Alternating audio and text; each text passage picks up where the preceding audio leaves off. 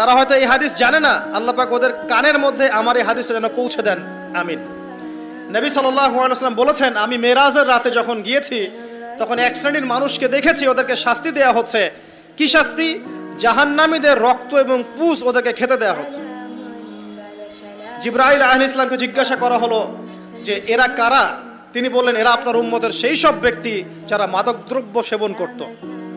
আল্লাহ রাব্বুল আলামিন তার হাবিবের মাধ্যমে জানিয়েছেন, যখন কোনো মুসলিম মাদক সেবন করে বা কোনো ব্যক্তি মাদক সেবন করে তখন 40 দিন তার নামাজ কবুল হয় না। এরপর যদি সে তওবা করে তাহলে আল্লাহ পাক তার তওবা কবুল করবেন ইনশাআল্লাহ। যদি সে আবারও মাদক খায় তওবা করার পর, আবার 40 দিন তার নামাজ কবুল হবে না। যদি সে আবার তওবা করে আল্লাহ পাক আবার তাকে মাফ করে দিবেন।